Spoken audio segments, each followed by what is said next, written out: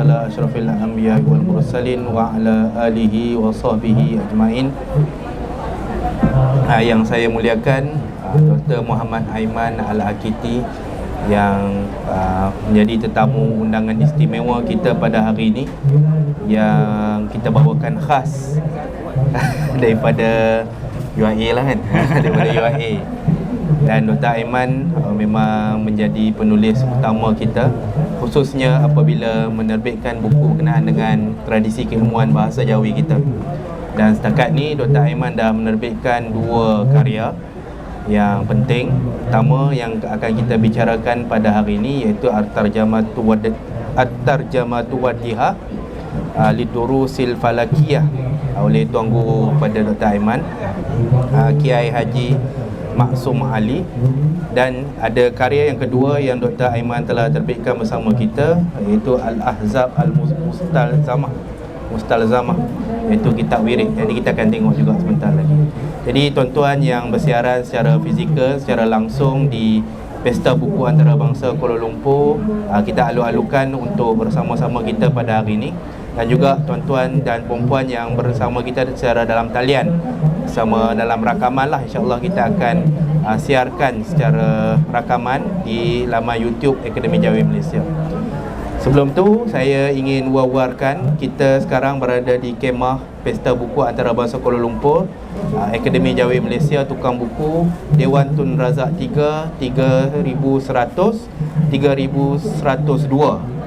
Di belakang-belakang lah dewan ni, berdekatan dengan pintu ke arah Surau Ar-Rahman PWTC. Jadi tanpa membuang masa, kita boleh masuklah kita punya perbincangan pada hari ini. Jadi doktor, saya nak tanya, sebab saya pun ada terlibat jugalah dalam proses penerbitan buku ni. Mungkin doktor boleh cerita sikit lah, kenapa kita nak kena tengok buku At-Tarjamah Wadihah ni, lebih-lebih lagi dalam berkenaan dengan ilmu falak ni. Silakan doktor.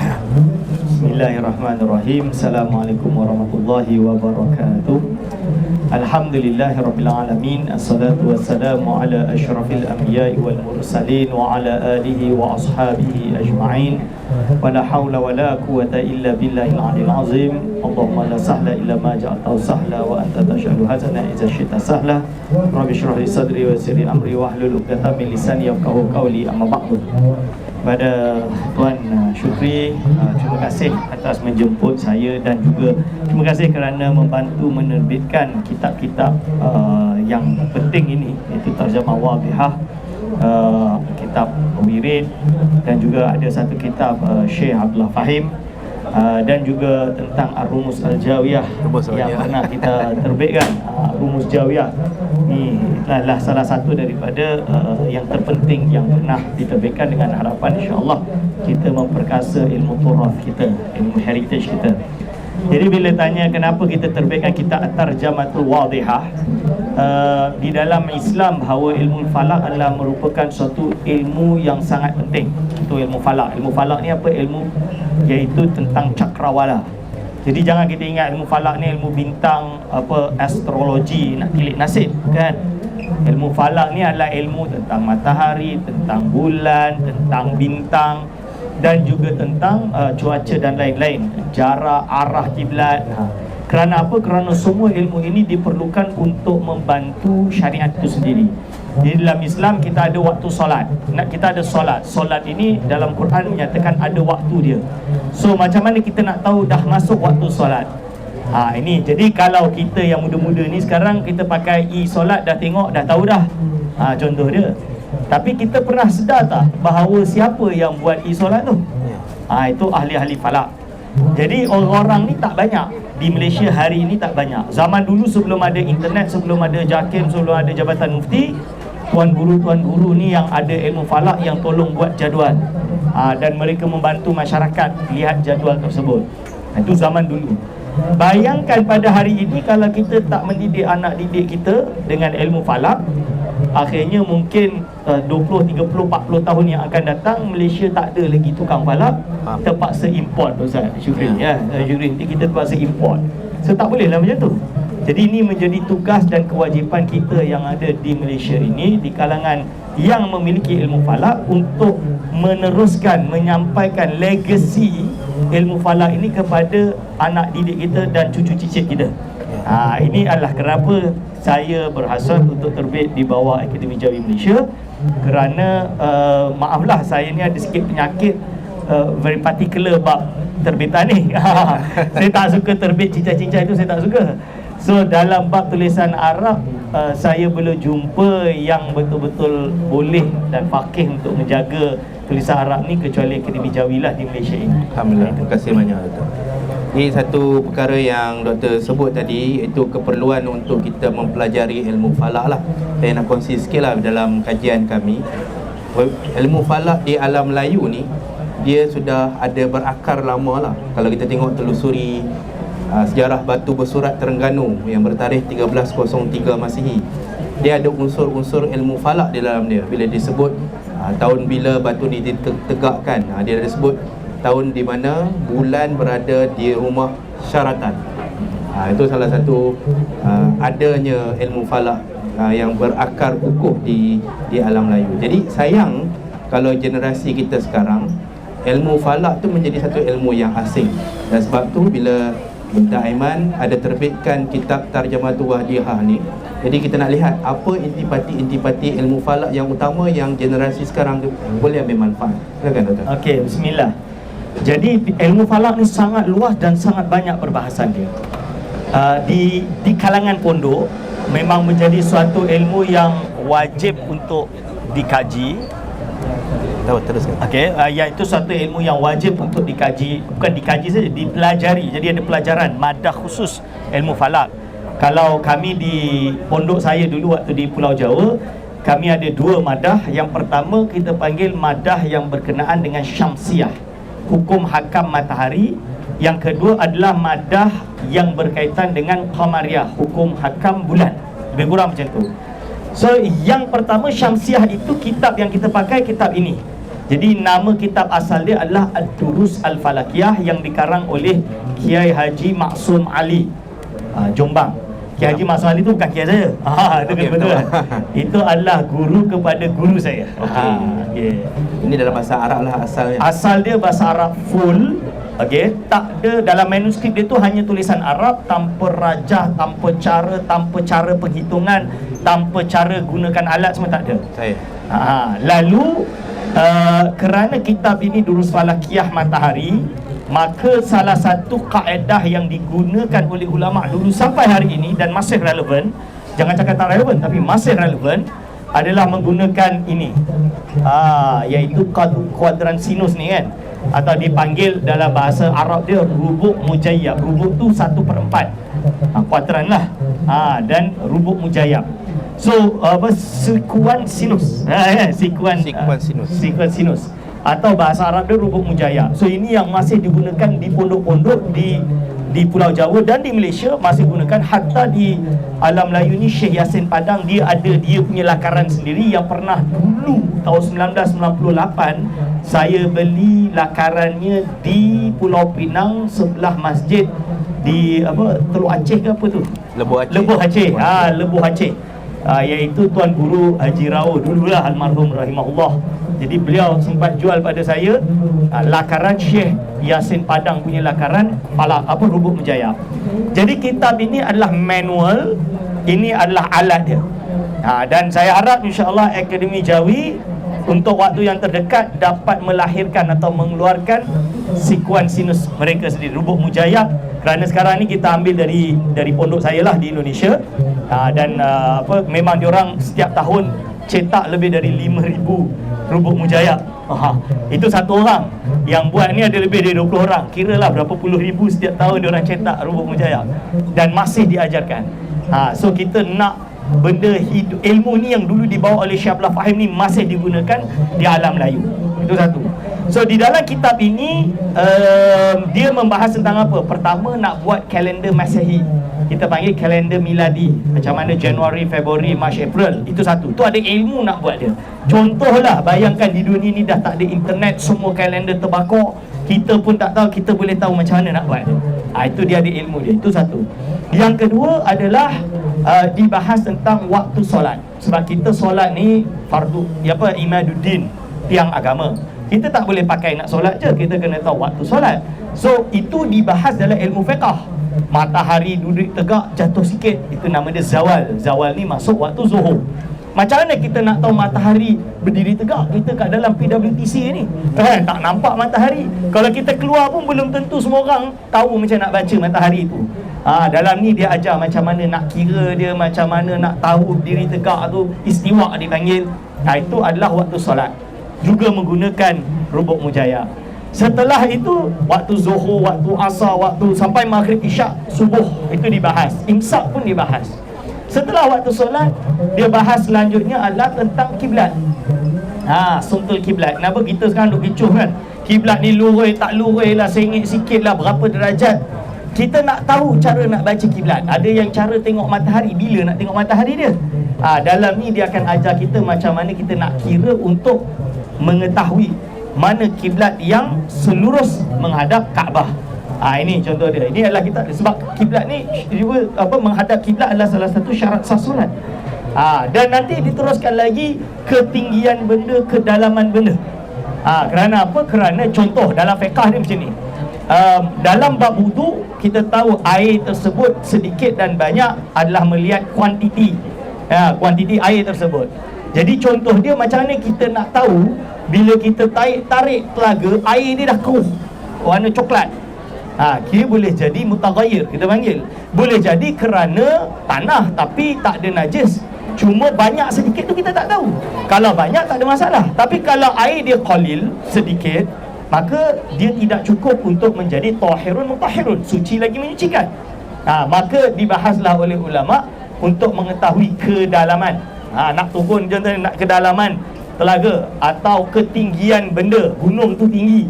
Nak tahu, kalau kita nak tengok anak bulan, nak kena tahu saya nak naik atas gunung tu, itu dah berapa derajat, berapa tinggi, berapa meter. Itu kita boleh guna alat ni dengan kitab ini untuk mengetahui ketinggian dan kedalaman benda.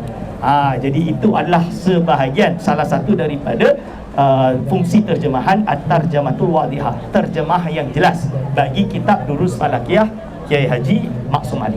Terima kasih banyak Doktor. Satu kitab yang bagi saya berlatar belakangkan sains lah Doktor kan.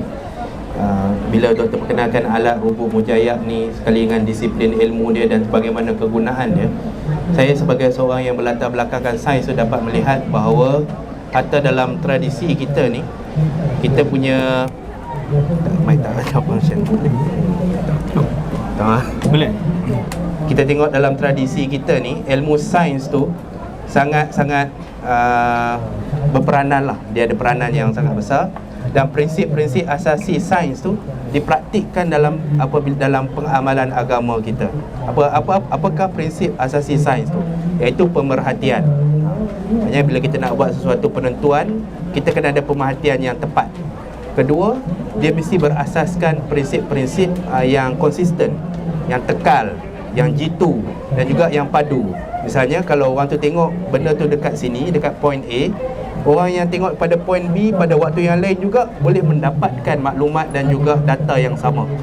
Itu satu prinsip-prinsip yang saya tengok ada dalam kitab Falak ni. Memang satu kitab yang sangat menarik lah. Jadi kita boleh tegakkan hujah bahawa dalam tradisi kita bukan sekadar untuk ilmu agama itu nombor satu, tapi pada masa yang sama dia membina cara fikir yang saintifik di kalangan bangsa kita, di kalangan pengikut yang mempraktikkan ilmu-ilmu ni lah.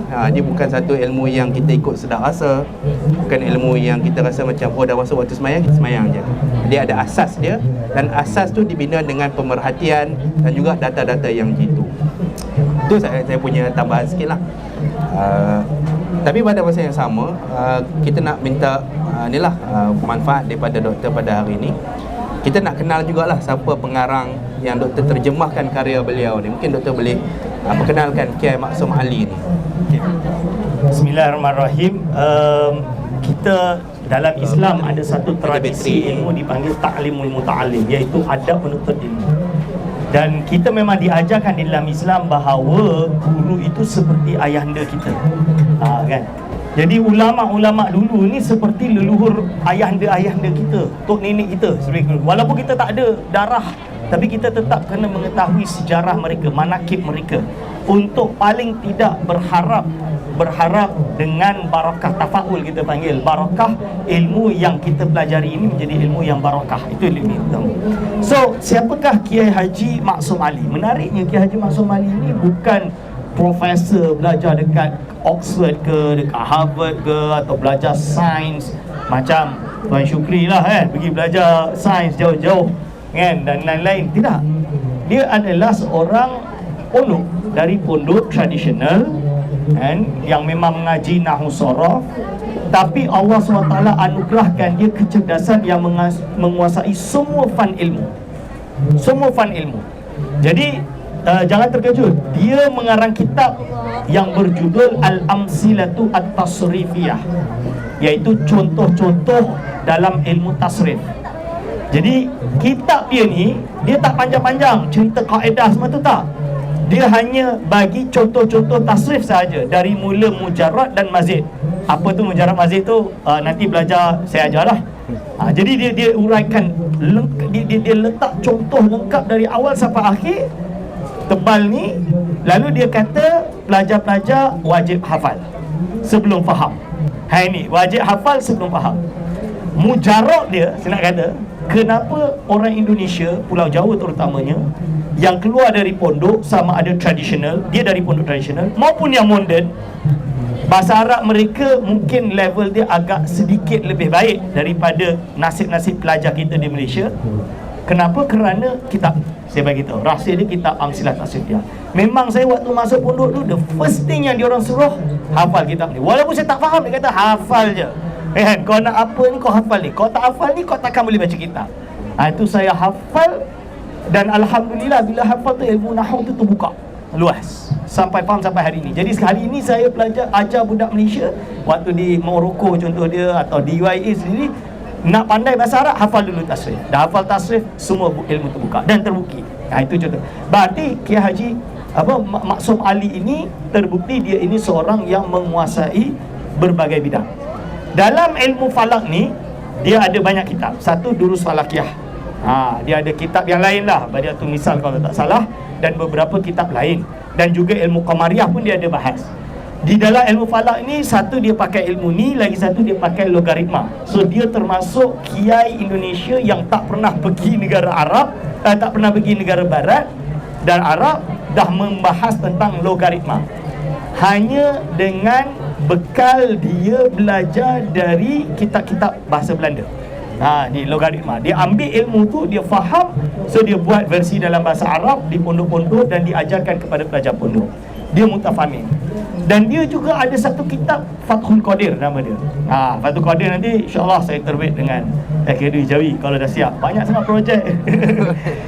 Fathul Qadir ni adalah dia punya kitab tentang ukuran kilo, gram, kilometer, meter, dan lain-lain. So semua jenis makail hitungan. Lepas tu nama dia Fathul Qadir. Itu bagus, itu Fathul Qadir. Dia buat semua jenis perhitungan apa yang ada dalam syariat tu dia buat. So dia orang yang sangat hebat. Dan menariknya, dia ini menantu kepada pengasas organisasi Nahdlatul Ulama, Jamiah Nahdlatul Ulama. Jadi dia ni pengasas, yang mengasaskan, bukan pengasas, dia ni menantu kepada Kiai Haji Hashim Ash'ari. Cuma Allah Subhanahu Wa Ta'ala sayang dengan dia dan menyabut nyawanya sebelum mertua dia sendiri, iaitu sebelum Ayah Hashim meninggal. Dia meninggal lebih dahulu, dan ditanamkan di Jombang, dan Alhamdulillah, iaitu Akademi Jawi pernah mempost salah satu gambar makam beliau yang ada di Jombang, yang mungkin kita boleh ziarah pada suatu saat nanti. Ini contoh dia. Jadi Kiai Maksum Ali ni dia orang yang juga sangat tawaduk. Jadi dia ni tak adalah nak perlu, kalau orang zaman sekarang lah hebat macam ni mesti nak tu nak ni kan. Dia tak. Dia orang yang memang setiap hari dia banyak menghabiskan waktu hanya dengan pelajar-pelajar pondok dia. Ini hanya dengan belajar pondok dia dan menulis. Dan sangat prolific dia, sangat banyak menulis. InsyaAllah.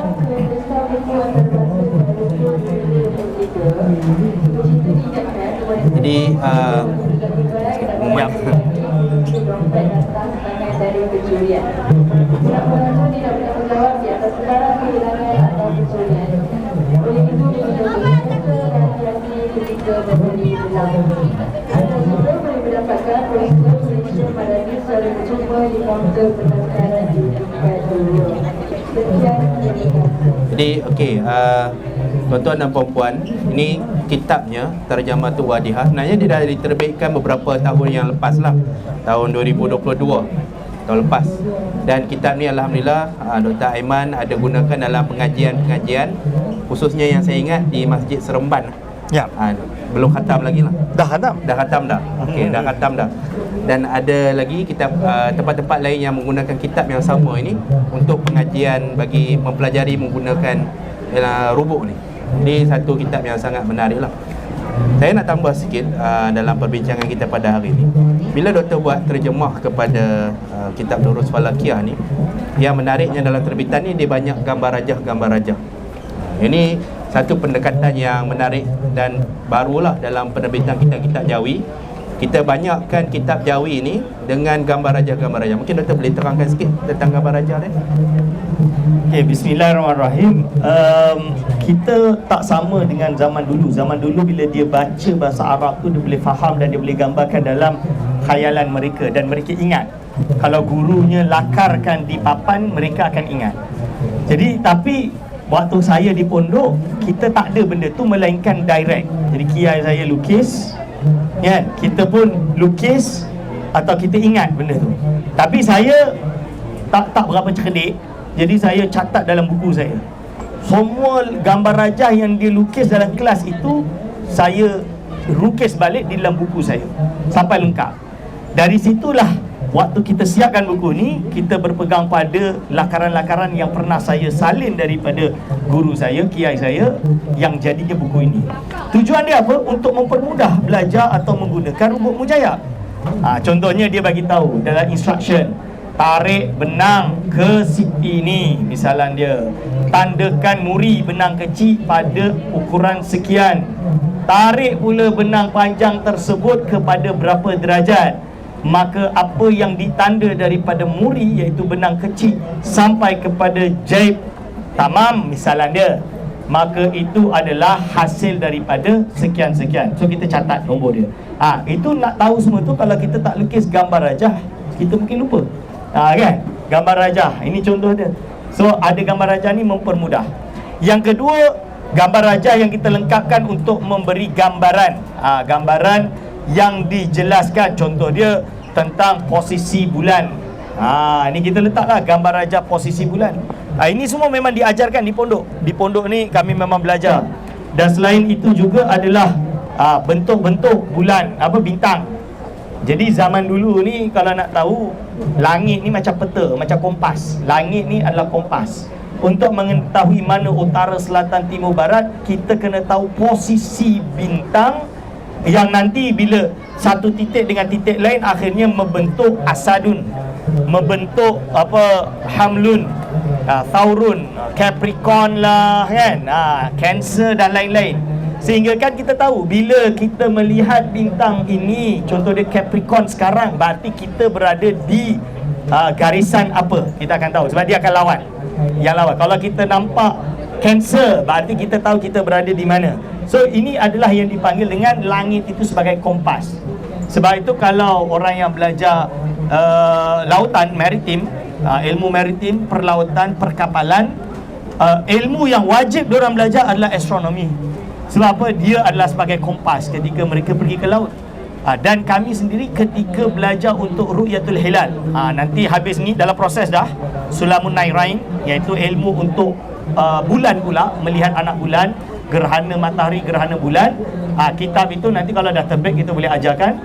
Dalam hal ini untuk belajar melihat anak bulan tu kita dululah banyak belajar dengan nelayan, banyak orang yang pergi laut atau observer yang ada di atas bukit, balai cerap, kerana mereka setiap hari melihat pergerakan bulan, anak bulan, bulan tua, itu semua mereka dah biasa lihat. Itu dia, insya-Allah. Jadi satu pendekatan yang sangat menarik lah, sebab dari segi sejarah penerbitan kitab ni, dia bukan diterbitkan bila waktu Akademi Jawi wujud ni, bahkan daripada waktu zaman doktor mengaji lagi kitab ni lah, daripada zaman doktor bermondok dulu. Jadi tuan-tuan dan puan-puan, kitab ni tersedia di Akademi Jawi Malaysia, di kemah Dewan Tun Kemah Akademi Jawi Malaysia, Tukang Buku, di Dewan Tun Razak 3, 3100, 3102. Jemput dapatkan kitab ni dengan harga RM35 kan, RM35, dan istimewanya terbitan ini ada diskaun kalau dibeli melalui di kemah kita pada hari ini.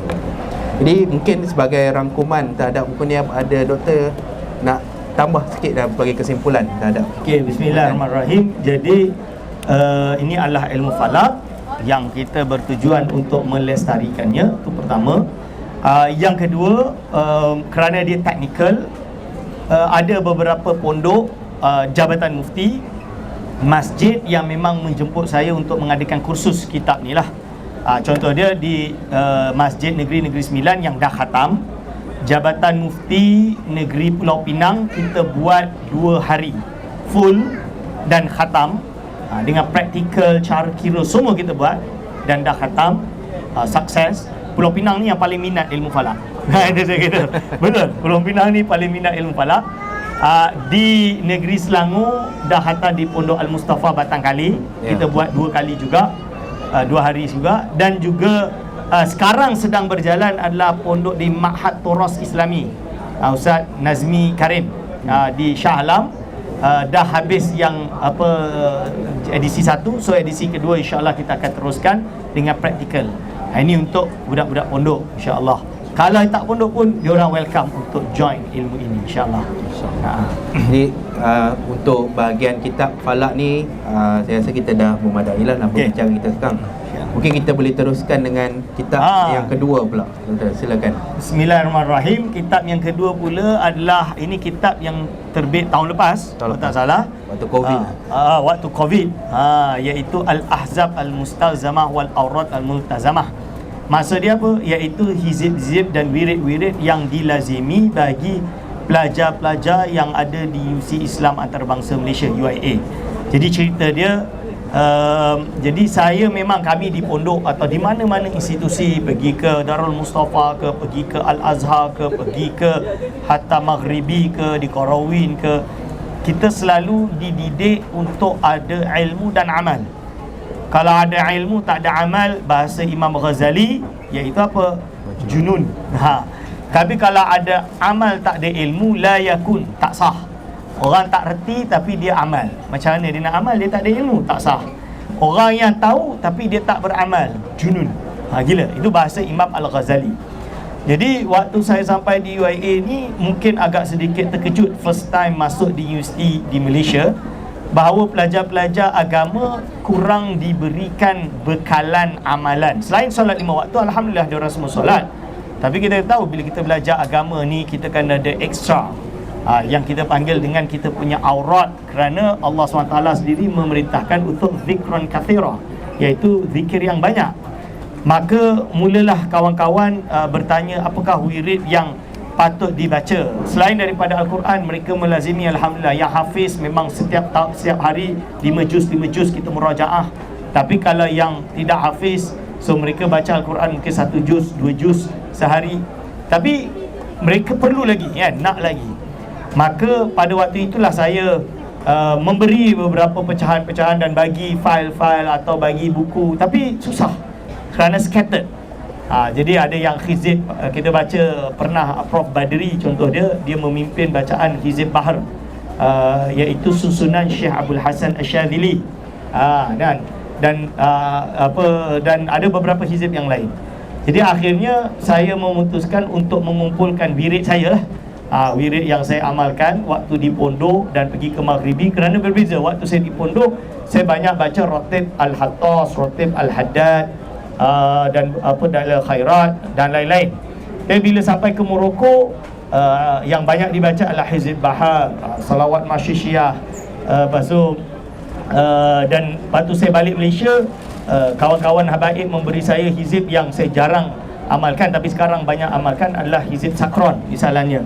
Itu jadi akhirnya itu yang saya kumpulkan jadi satu, yang dulu, dan juga salah satu daripada hizib ini yang tak wujud atau tak masuk Malaysia, tak masuk di negara Indonesia juga, tapi hanya terkenal di Maghribi. Yang ini yang memang saya dapat dari cucu kepada penulis dia, iaitu nama dia Hizib Jawi. Hizib Jawi tu apa? Sebab kisah dia Abul Hasan Asyadili rahimahullah ta'ala, ulama besar.